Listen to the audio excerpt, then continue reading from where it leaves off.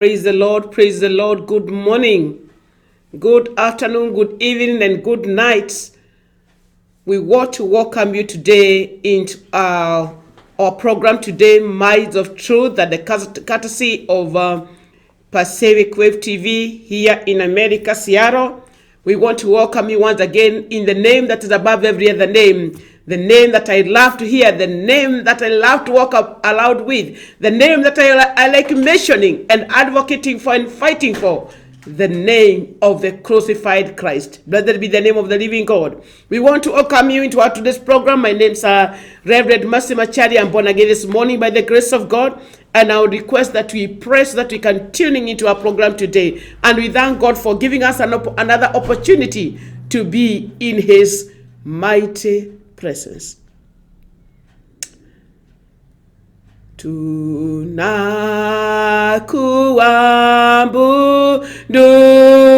Bwana, tunakuabudu, twakuabudu, tunakuabudu Bwana, tunakuabudu, na tukisema wastahili ewe Bwana, haleluya, wastahili ewe Bwana, wastahili ewe Bwana, haleluya, kupokea utukufu asubuhi njema, wastahili ewe Bwana wa majeshi, wastahili ewe Bwana, wastahili ewe Bwana, haleluya, kupokea utukufu usiku mwema, wastahili ewe Bwana wa majeshi, wastahili ewe Bwana, wastahili ewe Bwana, haleluya, kupokea utukufu. That is our submission. That is our declaration. That is our confession this morning.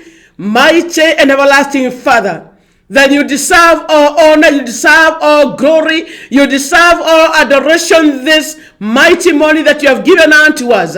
We rejoice and we are glad in it, O King of glory. Mine as you, mighty and everlasting Father, we could not have seen this morning, but we have come in this morning, King of all glory, because you have enabled us. My Father, you have made us the remnant of this morning. We give you honor and we give you all the glory. We submit and we surrender. Cleansed by the power of your most precious blood that was shed by our Lord Jesus Christ selflessly on the cross, and with a lot of love, that our redemption may be received and our redemption may be acquired. And therefore, Father, we appreciate the sacrifice of Jesus Christ on the cross for our sake and for our reconciliation. And we honor the blood of Jesus Christ, and we declare that in the name of Jesus Christ we plead for cleansing and sanctification.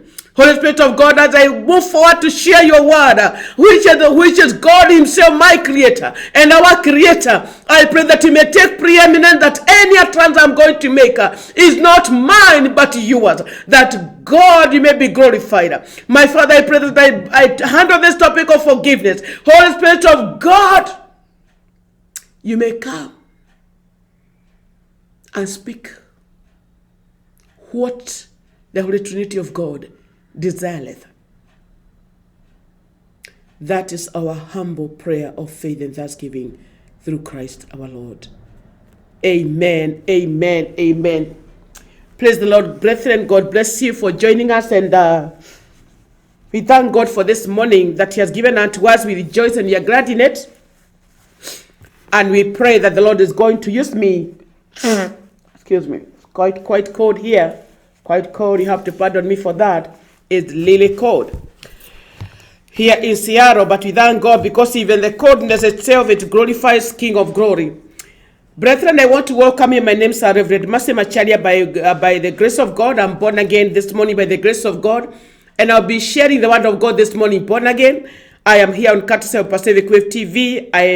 I minister with St. John All Nation Anglican Church here in USA, particularly in Kent, and you're most welcome to fellowship with us the moment that God gives you an opportunity and a chance. Our address are right there, and our number is right there, and therefore please come whenever you get a chance. It will be our pleasure and our joy to fellowship together with you. Today the Lord has given me once again another very interesting topic that is touching me too, and I hope it's going to touch you and address us. We are in the 14th day of Lent. The Christian, we as a church, I as a person, I'm observing the season of Lent that started with the Ash Wednesday, when we were reminded that from ash and from dust we came, and to dust we shall return. And therefore I know one day, one time, I am ash, I am dust. And I know that one day I'm going back to the same dust. And therefore I stay in that preparedness. I stay in this world acknowledging that. I do my worldly endeavors knowing that I came in and I'm exiting one day. And therefore about my exit concerns me so much. And it's my going concern. And that is where I am here this morning. So that before I exit, I tell people there is need for forgiveness. And our topic today, brethren, we shall be handling a topic called unforgiveness, a killer giant in the wilderness. Allow this season, we are on the 14th day when we remember, the Jesus, full of the Holy Spirit, was led by the Holy Spirit into the wilderness to be tested or to be tried by the evil one, the devil. And he overcame. We thank God for that he was able to overcome. And therefore this season, we are on the 14th day of Lent season. And one of the things that the Lord reminded me is about the pillars of this season. And this season is we are being guided by the three pillars of the Lent season, which is prayers.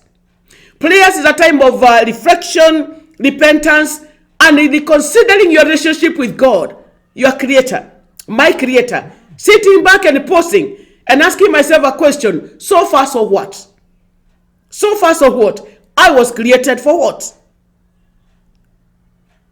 And when I understand why I was created, I sit back to ask myself, am I living to the purpose of my creation?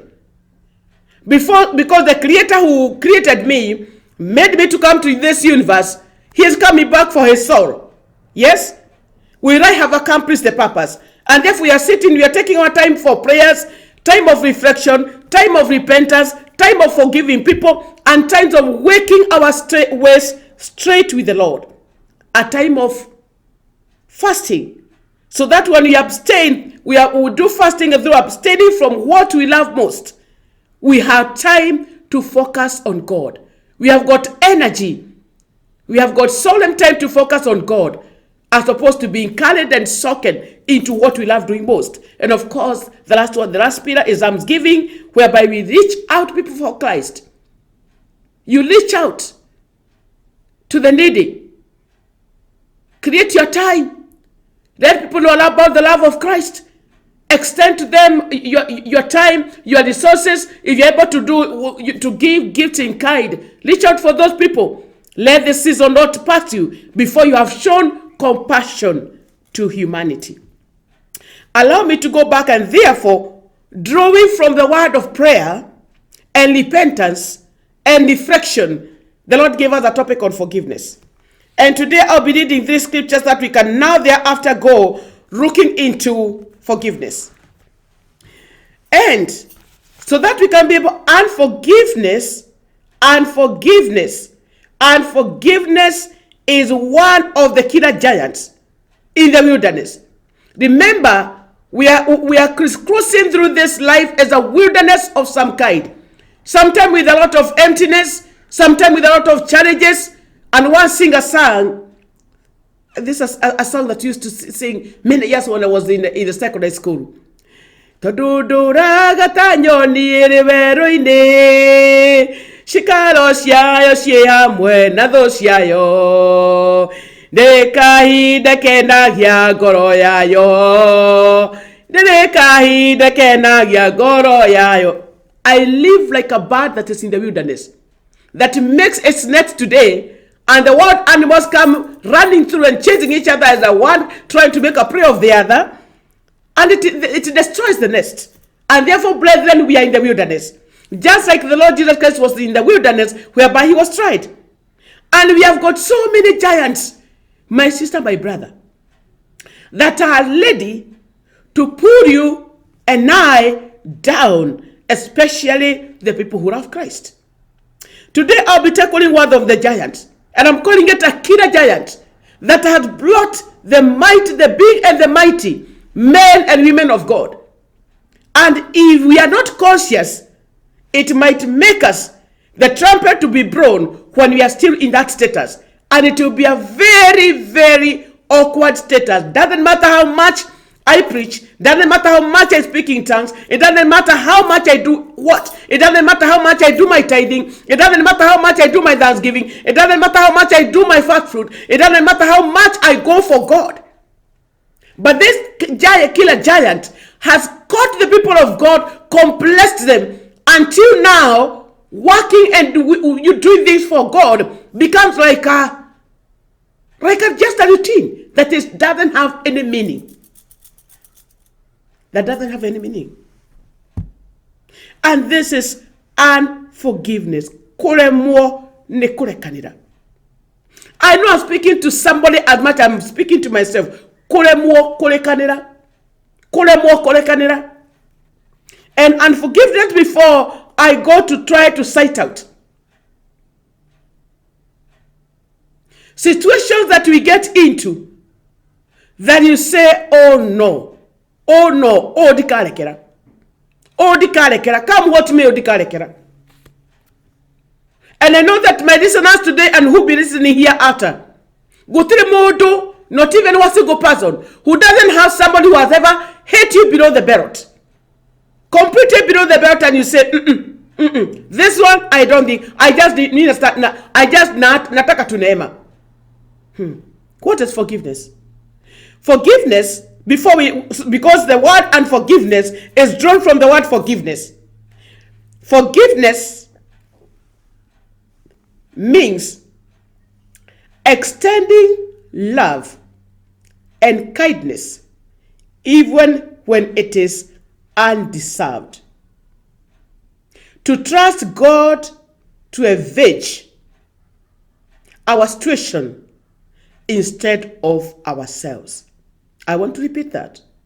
Forgiveness is extending, or the act of extending love and kindness to somebody, even when that person does not deserve it, and trusting God to avenge our situation instead of us doing it for ourselves. And therefore, unforgiveness, it is not being able to extend love and kindness to people who don't even deserve it. And actually, instead of leaving God to avenge on our behalf, we go ahead in avenging for ourselves, displacing God. And you know what that one means? It can even resort to death. And forgiveness has resorted to death. My brothers and my sisters, each one of you and myself have ever come across in the course of our life journey people who really meant to finish you. People who really meant to finish your ministry. People who really meant to finish your business. People who really meant to finish your career. People who really meant to finish your family. People who really meant to finish your children. People who really meant to finish your husband. A spouse, a wife who really meant to finish the husband. And the husband who really meant to finish the wife. Children who meant to finish their parents. We have been seeing in the social media. Children literally beating up their parents. Children literally killing their parents. Parents literally killing their children. In the ministry, we have seen people, maybe, people who want to finish your ministry, they are there in no manners and in no styles, and, including people who are out to finish your salvation. Wanakutendea maovu kwanza, kwamba the point they push you, ni Mungu tu anakutoa hapo. Which scenario have we not met? We have got people, especially us who are in America, you ever send your resources to people in Kenya, thinking that they are doing for you one or two things in terms of investment. And even people who are in other countries, Qatar and wherever else. And you realize that the people you used to send the money to, could they be friends, could they be relatives, could they be spouses, or could they be whomever you trusted? And then upon your arrival back to Kenya, you realize there's literally nothing. And you cannot go back to the country you had gone for, looking for the resources. Evil things. One time, I was a board member of one of the secondary schools in the central part of Kenya. And there were 100 cases of drugs abuse in that secondary school. And when we were trying to interview the students, one of the students who was a dealer, a trafficker, and also a taker, came, a very innocent, very, very innocent, young-looking student of Form 2. And when we were trying to, as the board members and the principal, try to, inquire from this young man, from the face look, he used to appear so innocent. Somebody who could not have really entered into that. And he was a son of a reverend. And the mother was also a pastor. And here come the children. Of course, the child had been sent, back home, and they came with the parents and they wanted to know, because we could not connect. We could not connect. He was the firstborn of the family. And we could not connect how, when we saw the reverend, that actually it appeared like the reverend had been picked from some ministry or some assignment that he had, because they had come together, they appeared. The way they appeared before the board is like they were out for another assignment, but now they came to school to be able to handle the issue concerning their son. And when we were interrogating the son, to tell us from when he started doing trafficking the drugs to school, and when he started even taking, the most fearful thing that we were told was that this young boy started doing that when he was in standard 8, and then who introduced you to this? He told us it was an immediate neighbor in some part in our country. An immediate neighbor who bordered, just an immediate neighbor, a man and a father who was a trafficker.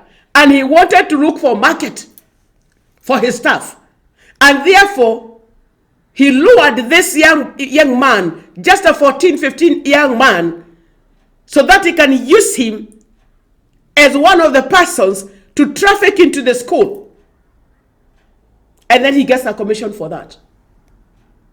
And then when the reverend could ask the son, do you mean Baba so-and-so, our neighbor? Oh yeah. Are you sure you're not lying? And here this issue had come a point whereby, because following the drug taking in that particular school, it needed this. Now we recommend this particular son to be out of that school, because he was such a problem to the school. We could not keep him there again. Because out of those drugs, he was also a leader of the strikes that were happening there, and an attempted burning of the school. We could not allow that. The pastor and the wife went silent. When the son confirmed, yes, it is Baba so-and-so, and they went numb. They went silent. They had no word to say, because you could not connect. You could not connect how such a man could use your son to be a drug trafficker and even a taker. He is the one who introduced this boy. And the boy confessed how he was introduced from one stroke to so many of them. My sister, my brother, I've just given that one as just an example because we are parents, most of us, and those who are not will someday, directly or indirectly. How does such a reverend forgive that neighbor? How? And your child is being expelled for G, or recommended to be transferred from that school to another. How do you forgive that person? How? This child is now in form 2, finishing up form 2, and he started taking when he was in class 8. So by the time he was having the rite of passage, he was already in drug taking. And then he comes confessing to us that morning that, oh, I'm sorry, today I did not take many strokes. I don't know whether they are called strokes or they are called how many, what. Today I did not take 6, I took 2. I took 3. And then the father asked him, so you already have 3 in yourself right now as you're talking. Yeah, Dad, but that is an improvement from 6. Sure it was. But the bottom line is this: how does such a couple forgive? Brethren, it is difficult. How many of us have ever gone through a scenario or a situation of somebody somewhere who wanted to bring all your efforts and all your world to crumbling? And that person purposefully did it. You have no doubt. Look at the scenario of David and Saul. David did not doubt. David did not doubt that Saul purposefully wanted to pin him with a spear on the wall. Saul could not have said anything. It's only that David evaded. And David saw it. So many of us have gone through situations of people who deliberately, relatives, spouses, children, name it, people you least suspected. Just like it was in the case of Jesus. Jesus, the people who used to pin him on the wall were the Pharisees and the high priest. You could have expected the high priest would come comforting Jesus because he had brought the kingdom. And let me tell you, brethren, this is a giant. I called it a killer giant that had brought down so many men and women of God. Some of them went leveraging, and it ended up just bad. Unforgiveness has made people lose souls, like their life. Unforgiveness have made the humanity suffer all nature of. Unforgiveness have made countries fight. Yes. Unforgiveness has done all the evil that you expect in the world. And I don't want to say forgiving is easy. Even to me. Forgiving. And you remember how we define forgiving? It's extending love and kindness. I'm saying extending love and kindness even when it is undeserved. Even when that person you're extending to, he does not deserve it. You can only do that through the help. High level of help from the Holy Spirit. You can only do that upon understanding something that you are going to read here in the scripture. Forgiving somebody, forgiving people, parents forgiving their children, children forgiving their parents, spouses forgiving each other, forgiving relatives, forgiving neighbor, forgiving employer who fired you. I always say that I'm a product of being fired somewhere in a scenario that was very painful for me because I didn't deserve it. You know? After putting all my energy and all my strength. If you're not a product of being fired, I am one. And I'm never ashamed of it. I am one. But I want to thank God because through that, the Lord catapulted me to another level, and I thank God for that firing. Brethren, I want us to read the scripture so that I can go summarizing. Let us go to Matthew. And these words, I love them because they were spoken by Jesus himself about forgiving. And he knew this was not something easy he was talking about, but he made it clear. In the Gospel of Matthew, and that is chapter number 6, and we read from verse 14 about forgiving. And remember, brethren, forgiving is not easy. You cannot be able to forgive unless the Lord helps you, unless the Holy Spirit enables you to forgive, and unless you understand the scripture, if you want to remain afraid of Jesus. Matthew chapter number 6 and verses 14. We shall be doing 3 scriptures and then I sum up. For if you forgive others when they sin against you, your heavenly Father will also forgive you. But if you do not forgive others their sins, your Father will not forgive your sins. I read again. For if you forgive, that is the gospel according to Matthew chapter 6 and verses 14. For if you forgive other people when they sin against you, whichever level of sin that they sin against you, be it how destructive, be it how it was against you, your heavenly Father will also forgive you. 15. But if you do not forgive others their sins, your Father will not forgive your sins. Kwanza tukome hapo. It's important for us to sit back and reflect about our sins. Makosa yetu sisi wenyewe. Sio hata yale tulifanyia watu. The sins that we have sinned against self. Because when it comes to forgiveness, there is forgiving yourself first and forgiving those others. You must forgive. There are some sins that I did to myself that people don't even know. It's only me, God and devil who knows. And forgiveness must start with me. Then I'm able to forgive those others.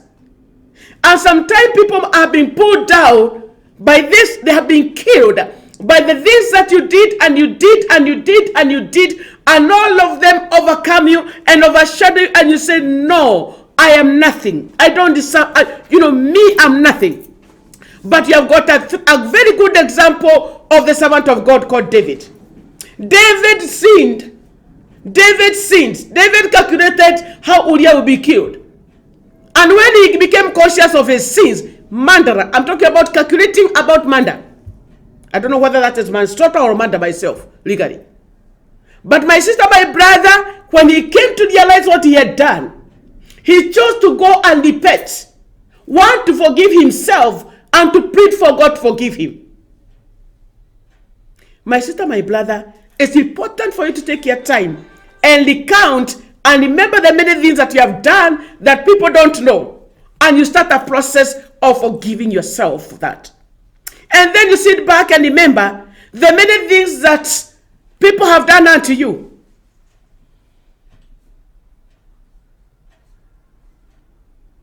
And you have done to people. Some of them that you are conscious about, others you are not conscious about. And you are pleading for them to forgive you. The word of God says that if you don't forgive people, and it is not even defined which sin, they are calling them sins. Mehia, mehia. If you forgive them, the Father in heaven will forgive you. Meaning, if you remember so and so that you are not able to forgive, and you are sitting there not being able to forgive, it means you are still not forgiven. And if you are not forgiven, my sister, my brother, how can you be an inheritor of the kingdom of God? You cannot be. I cannot be. Let us pick one more scripture, then we shall be winding up. And that was Matthew chapter 18. Matthew chapter 18. And I'll be reading from verse 22. Just one verse. Jesus was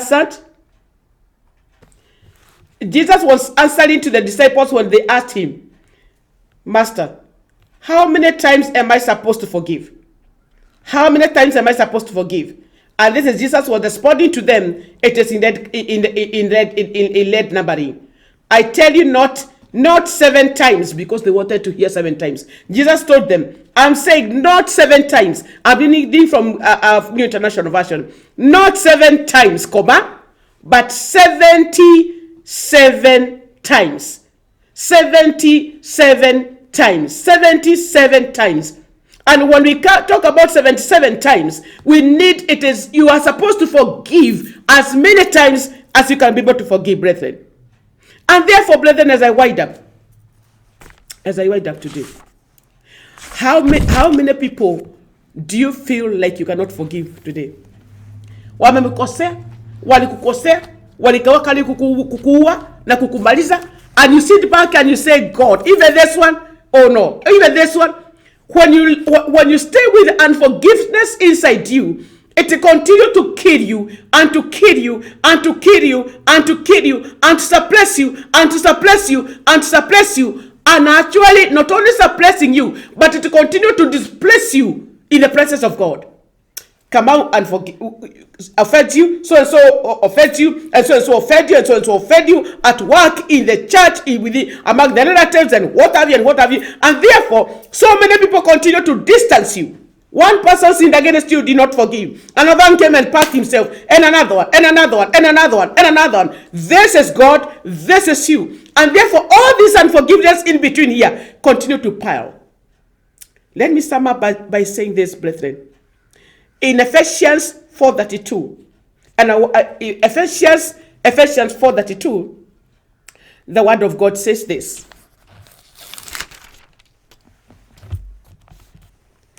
Ephesians 4, that is 32. Let me start from 31.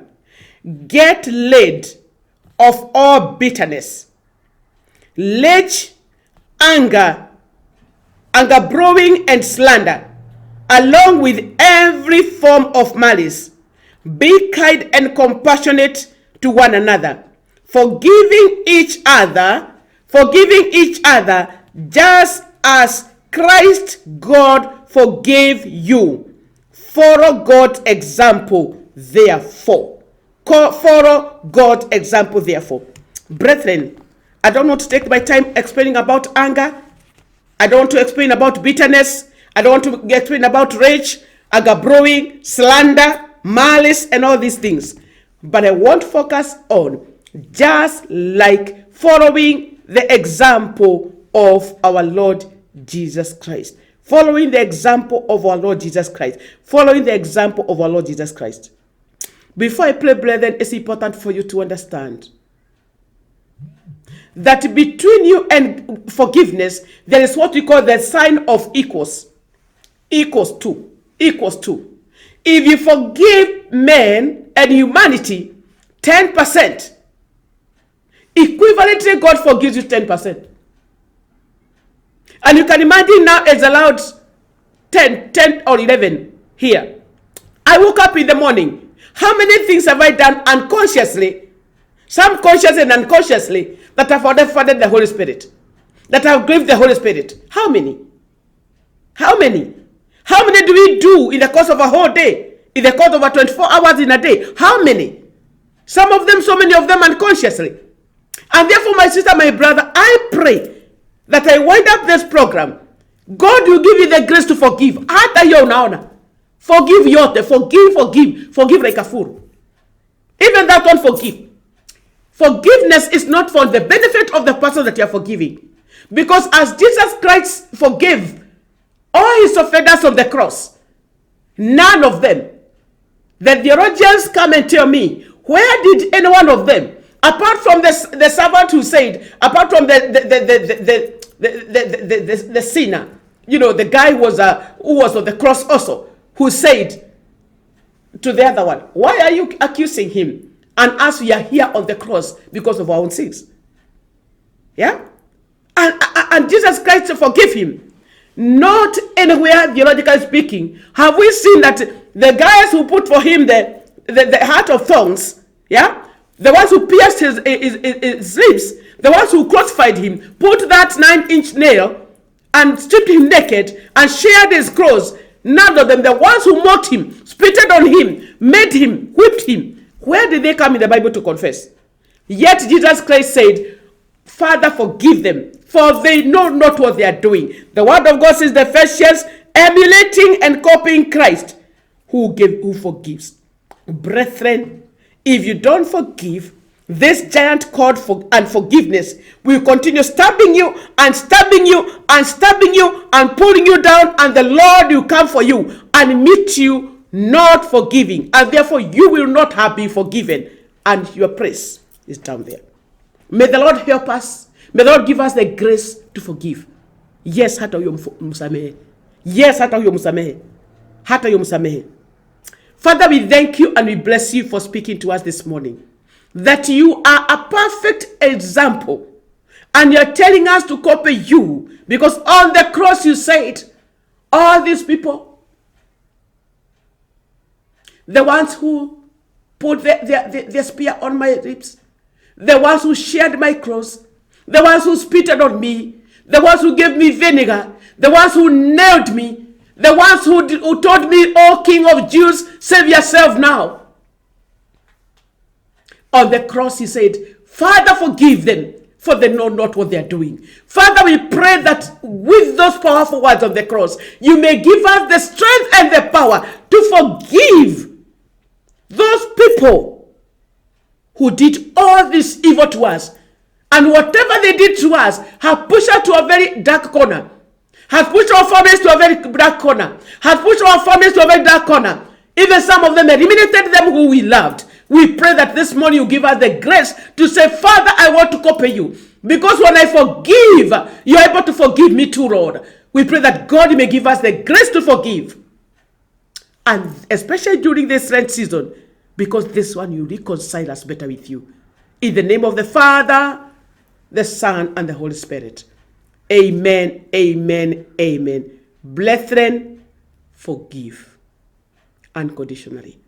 And God will equally forgive you. Until next Tuesday, God bless you. Shalom, shalom, as we go through the session of grasping the grace to forgive. God bless you. To subscribe to our channel Pacific Waves TV USA, kindly log on to YouTube, press the search button and type Pacific Waves TV USA. Oh yes, there you are. Open the channel on your right hand side, click the word subscribe. Definitely you will have subscribed to our channel. Then click the bell right after the word subscribe. You will always be notified every time we upload a new video. Thank you. You are watching Pacific Waves